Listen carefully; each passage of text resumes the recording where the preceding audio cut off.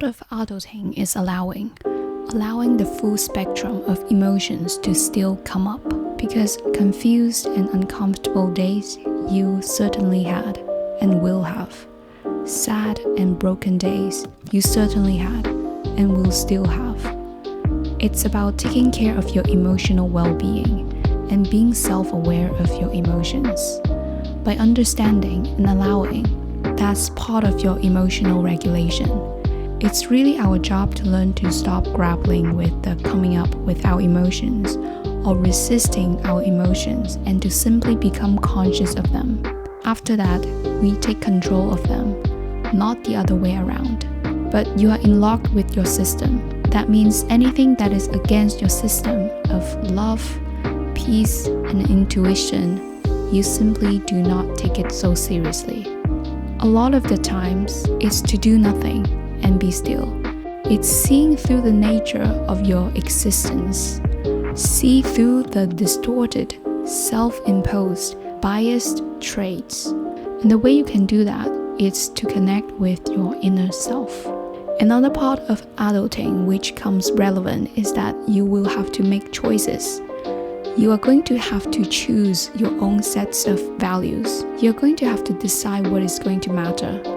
You're going to have to decide what your action plan is. You are going to decide what legacy you want to have an imprint for the world. Well, how do you actually do all of these above? By expanding your principled, valued, ordered life when you are called to. Yes, you will have to live your life according to what you value, in a principled, orderly manner. I mean, even when it's emotionally difficult. But remember, it's the one you choose. And to remind yourself that you can still choose, but also the hard, because you will have to go through the discomfort before it becomes easy. And if that means going through the struggles on your own in silence. On the flip side, you can still show up for what you set your mind and intention for. Even when times are like you're not mentally for it and feels like you don't know what you're doing. It's that kind of hard that you will still have to be willing to choose again and show up for yourself. I promise you, you will be looking back so glad that you commit and stick to that discipline. And I'm referring to your principled, valued, ordered life. Because a life without clear principles and intentions, specific values, or to put it, a dream without actions, is going to be an infinite illusion. People much rather to stay in the illusion, stay in their comfort, because the actuality of showing up imperfectly, the actuality of taking uncomfortable actions hurts the ego. The thing is that you can decide the kind of version of yourself to show up as, when that meets the world, and how that feels right to you. But in the between of flow and resistance, easy and hard, you actually do have maintained a steady line, but without proper acknowledgement. You develop boldness, consistency, and wisdom. It is in those times when you don't feel like it, you will find that you are in a new level of integrity, which transcends into boundaries and inherent acceptance. It is in those times you realize there's still more potential for growth.